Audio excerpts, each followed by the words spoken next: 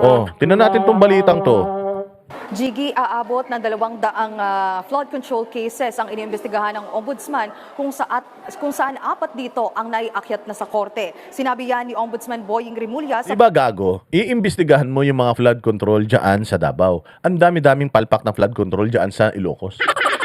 Sa Ilocos ang dami, sa Pampanga ang dami. Yun yung mga binaha ng sobra-sobra yung North ngayon, yung Ilocos, ilang beses na binahayan. Sobrang dami. Dyan sa Baguio, dyan lang sa Baguio, mga rock netting, di ba? Ilang beses na nagkaka-landslide dyan.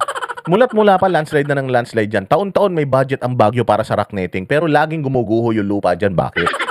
Corruption yan.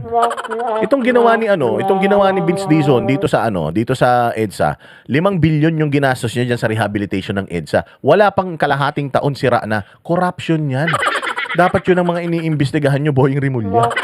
Yung Davao, ang ganda ng Davao eh. Sinasayang ninyo yung resources ng opisina ninyo, tumitingin pa kayo sa malayo. Dito lang, paglabas mo lang ng bahay mo, Boying, taga Cavite ka eh. Paglabas mo lang ng Cavite, makikita mo ang dumi-dumi ng lugar mo eh. Pag madumi ang lugar, magulo ang lugar, chaotic, corrupt yung mga nandiyan, yun ang imbestigahan mo. Melyamat, inuunahan mo na naman imbestigahan itong Davao, kupal ka. Samantalang sinabi sa SONA ni Bongbong Marcos, ilang buwan nang nakakalipas, si Romualdez makukulong na. Ang tagal mo na rin sinabi, hinog na yung kaso ni Romualdez. Putang inang hinog yan, yung pigsa pumutok na sa sobrang hinog. Hindi mo pa na ipapakulong si Martin Romualdez. Melyamat, salamat sa'yo. Ang daming adik sa Cavite, sabi ni Diego Latigo. Ewan ko kung bakit alam ni Diego, baka adik din to si Diego dati. Oo, hindi ba? Ang Boying Rimulya, mahiya ka naman sa balat mo. Bago ka tumingin sa corruption sa malayong lugar, tingnan mo muna yung corruption dyan sa probinsya mo. Kayo yung mga namumuno dyan eh, hindi na umunlad-unlad ang Cavite. Diba? Bago ka tumingin sa ibang lugar, tingnan mo muna yung malapit sa'yo. Lalayo ka ng Davao, 2 oras ang biyahe doon, eroplano. Dito lalabas ka lang ng bahay, dyan lang sa Cavite, binabaha kayo dyan. Yan ang imbestigahan mo. Paglabas mo ng Cavite, Las Piñas, binabaha dyan. Yan ang imbestigahan mo. Pagkanan mo ng konti, Laguna, asawa ni Matibag, binabaha dyan, may flood control project. Imbestigahan mo yan. O dito sa Quezon City, si Joy Belmonte. Ang tagal na binabaha ng Quezon City, mga part ng Quezon City, pinakamalalaking mga flood control projects na natanggap yung anak ni Rapi Tulfo na si Tabatchoy Tulfo, si Baboy Tulfo. Yung anak niyang lumalaklak ng bote sa ibang bansa, galit na galit si Rapi Tulfo dahil gumastos ang gobyerno ng 16 million sa safe houses. Samantalang itong anak niya 7 million, 2 araw umiinom lang sa Las Vegas. Hindi siya nagreklamo. Tarantado talaga. So yan, yung distrito ng anak ni Rapi Tulfo na pinakauna si Rapi Tulfo ng pinakamalaking nakuha na flood control budget, pero putya walang baha sa distrito niya. Dahil mataas yung distrito niya, hindi binabaha yun. Pero meron siyang budget. Yun ang imbestigahan mo, si Franz Pumaren ng Quezon City, congressman ng Quezon City. Coach man lang yan, puta hampas lupa man lang yan. Paano nagkaroon niya ng mga milyon-milyon, daang milyong halaga ng rest house dyan sa Tagaytay? Paano nagkaroon ng mga sports car yan? Ganun ba kalaki ang kinikitan mo kapag ka-coach ka sa basketball? PBA player man yan, hindi naman yan katulad nila Alvin Patrimonio. Hindi naman yan katulad nila James Yap. Nasikat na sikat. Franz Pumarin man lang yan. Tapos naging konsihal. Tapos putang ina, paano yumaman ng ganun yan? Naging congressman yan. RM Villaluz Vlog, salamat. So yun ang dapat na iniimbestigahan mo. Etong mga taga Maynila, binaha ang Maynila. Ayan, Isko. Puntahan mo si Isko kasi maraming pinapakita si Isko noon eh. Flood control ng District 1, 2, 3, 4, 5, 6. Diba sinasabi niya noon nung kaaway niya pa yung mga kakatapos ng eleksyon, nung kaaway niya pa yung mga congressman na ngayon bati niya na. Binibisto ni Isko yun eh. Binaha, mantakin mo ilang bilyon ng flood control projects ng congressman ng Maynila. Si Abante, si Chua, si Valeriano. Pero putyang nalubog sa baha yung mga lugar nila. Yun ang imbestigahan mo. Malapit lang sa Cavite yan, boss. Malapit lang sa Cavite. Huwag ka nang lumayo. Pagpunta mo dun sa Davao, putyang alam nyo ba habang binahagupit tayo ng bagyo dito, kadaya mo na sa Davao kami, ang init. Ang init, ang ganda, ang linis, organisado, natapos yung kanilang festival ng walang nasaktan. Sumusunod lahat ng tao. Pag sinabi, bawal dito, doon kayo sa kabila. Wala nang reklamo, punta na sila doon sa kabila. Wala, sarado na dito, doon kayo, walang reklamo. Ba't sinasaran nyo? Ganun, wala. Isinasara nila yung mga kalsada. Magkakaroon ng mga fun run. Pucha, dito sa EDSA, nagkaroon ng fun run dyan sa EDSA, 42 kilometers, pinakamalaking marathon na ginanap sa EDSA. Pucha, yung mga sasakyan, minumura yung mga nagja-jogging sa EDSA. Mga nagmamarathon, putangin ninyo, mga pasaway kayo. Kung kailan Biyernes, doon kayo nagtatatakbo dyan. Pucha, minsan lang mangyari yan eh. Oo, ganun kakupal mga tao dito. Minsan lang mangyari. Kala mo sila may-ari ng EDSA na traffic lang sila ng konti. Aircon naman mga sasakyan nila. Dahil doon sa event na yun na may pamarathon, hindi ba?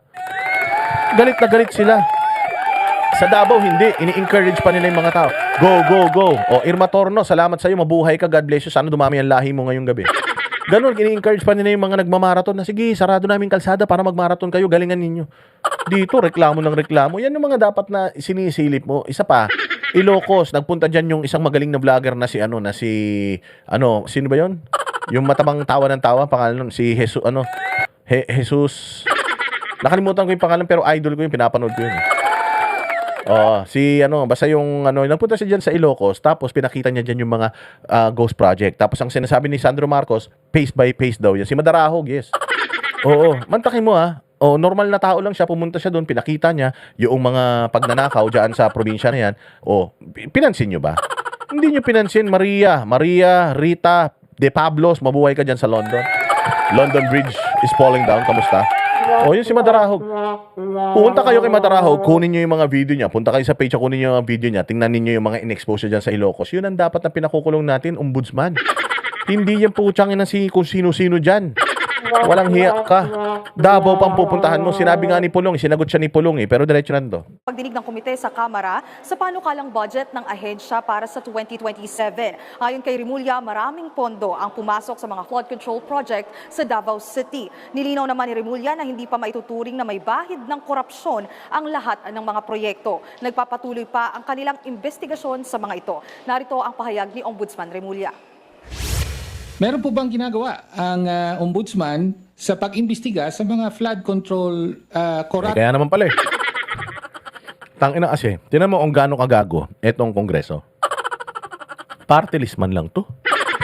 Nung panahon, yung mga party list, wala namang ganitong kalakas na boses, hindi sila nagkakaroon ng posisyon sa mga importanteng komite. Kasi hindi naman talaga sila hinalal ng mga walang silang constituency.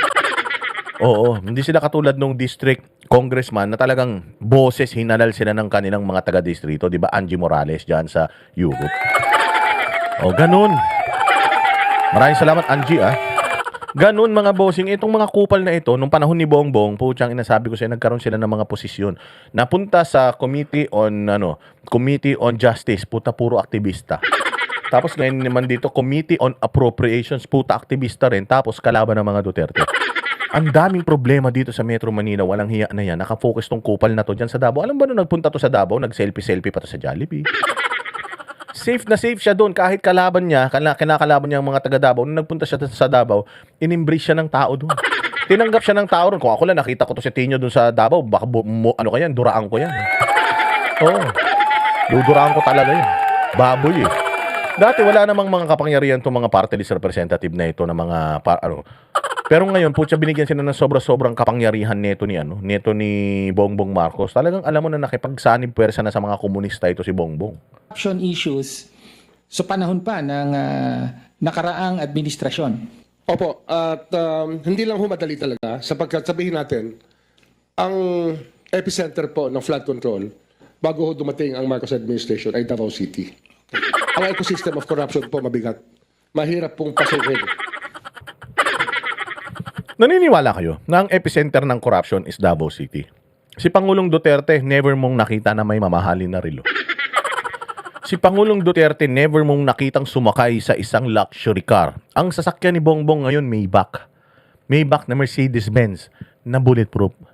Yung Maybach alone, ilang milyon na yan. Napakamahal niyan. Tapos bulletproof pa. Ang mga security, puro mga Land Cruiser yan, Escalade.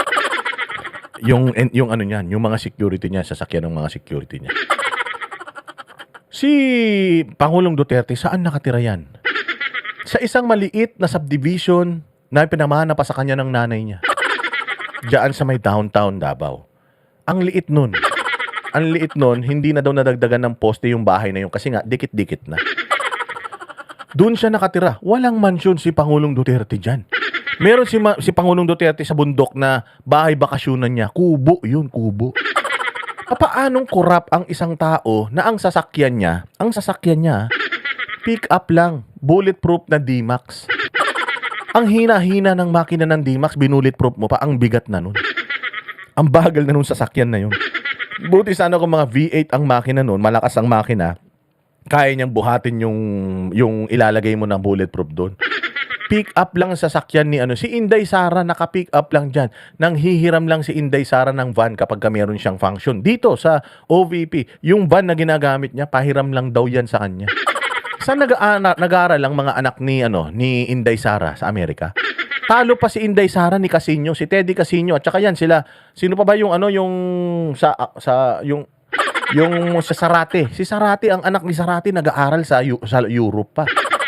Si Inday Sara, saan man nag-aaral yung mga anak ni Inday Sara? Dito lahat sa Pilipinas. O saan nag-aaral sila Kitty Duterte? Diyan sa Lasal. O saan nag-aaral yung anak ni Pulong Duterte, nag-iisa man yun, yung matalinong babae, si Isabel ba yun? Oo, nag-aral yun sa Australia lang.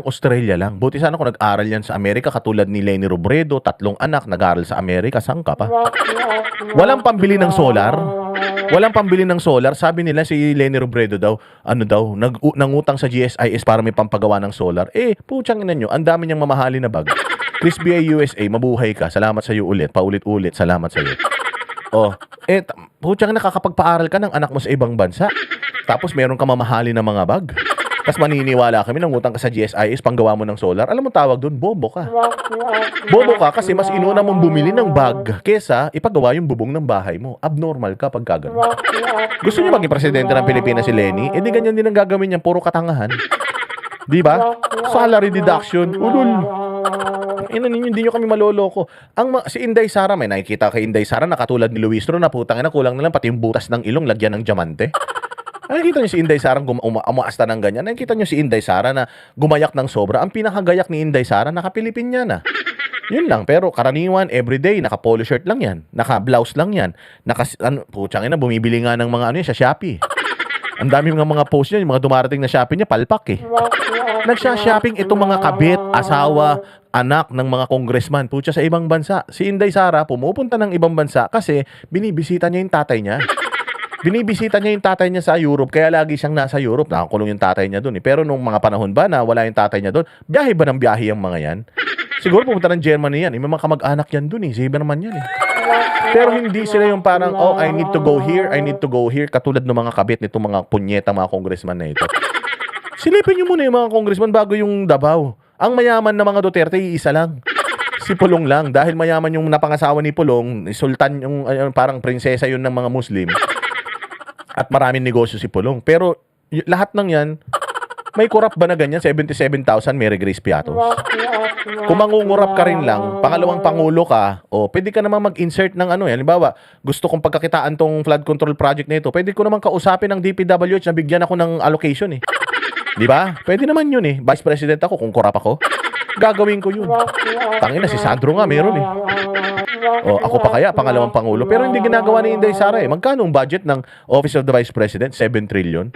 Nakita niyo yung hearing kanina, sinabi yung 150,000 na sobra na yung sa nililiquidate. Ba't sobra ng 150,000? Sabi nung nagabono ko eh. Nagabono ka? Oo. Nabayaran na ba yung inabono mo? Hanggang ngayon, hindi pa. Imagine. Mga gago kayo. Walang corruption sa mga Duterte. Wala kayong makikitang rangya sa kanila. Sinong gago ang mangungurakot tapos itatago mo yung pera? Nangurakot ka to live a lavish lifestyle. Katulad ni Martin Romualdez, bumili ng bahay sa isang isla, sa mamahaling isla sa Spain. Bumili ng si Saldico, tinan mo, nakabili na yata ng planeta. Hindi na natin makita. Tingnan mo, ang daming mga properties ng mga Marcos sa Amerika, ni Romualdez sa Amerika. Yan yung mga magnanakaw. May property si Pangulong Duterte sa Amerika. Si Inday Sara may property sa Amerika. Kung magnanakaw ka ng ganyang karaming pera, at least dadalhin mo yan somewhere. You will spend it somewhere. Hindi mo pwedeng spend sa Pilipinas, mabibisto ka. I-spend mo yan sa ibang bansa. Maghanap kayo ng kahit isang property na nakapangalan sa mga Duterte sa ibang bansa. Wala. Tapos sasabihin nyo, kasi nga yung pera niya, binibigay niya sa KOJC. Gago. Mas mayaman pa KOJC sa Pilipinas, mga tanga. Bobo ba kayo? Hindi niya kailangan tulungan ang KOJC. Yung KOJC nga ang tumutulong sa gobyerno ni Duterte noon eh. Mas mayaman pa ang KOJC sa Pilipinas, sa totoo lang. Kasi sa KOJC, walang corruption doon. Hindi uso ang corruption sa Davao City. Kaya nga ang Davao City mayroong Glory Mountain, may Prayer Mountain, mayroong Kingdom. Kasi nga, maayos ang mga tao dyan sa Davao, hindi katulad sa inyo dyan sa Cavite. Makapagsalita naman to si Boying Rimulya, akala mo naman factual yung... Ikaw malapit ka na mamatay, may sakit ka, tumutulo na yung laway mo ng kusa. Hindi ka pa magpakatino. Putangin na, kung si Boying Rimulya, hindi na tatagal buhay nito, maniwala kayo, one of these days, titirik ang mata nito. May sakit yan eh. Kapag ka ganyan, may sakit ka, di ba, nangungumpisal na nga iba sa pare. Naglalabas na ng kanilang mga kasalanan para mapunta sila sa langit. Pucha, ito pinanindigan niya talaga hanggang kamatayan, satanas ako. Hanggang kamatayan ko, huling hining ako, kailangan demonyo ako. Mahirap pong kumuha ng impormasyon.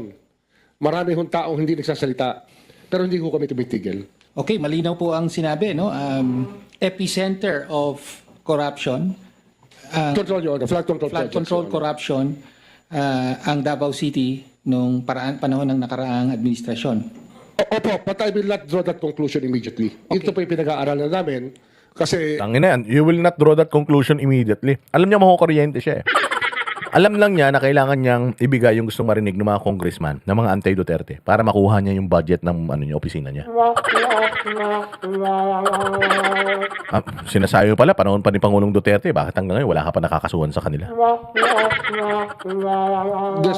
ang mahalaga po, makita namin ang ebidensya sa ground, Your Honor.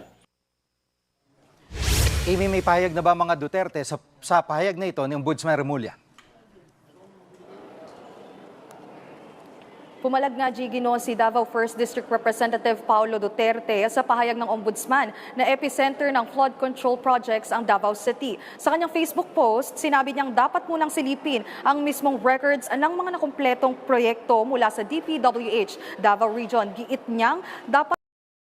Alam niyo sa ganda ng Davao? Tingnan niyo, pumupunta ako ng Davao para bumili lang ng pomelo. Tingnan niyo yung pomelo ko, isang Tupperware. Oh, di ba? Ganyan, pagka healthy living.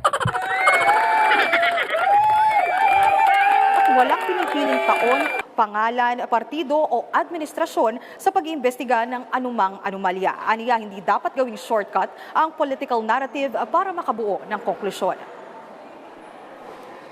At Amy, may update na ba sa pag-iimbestiga kay dati Speaker Martin Romualdez kaugnay ng flood control scam?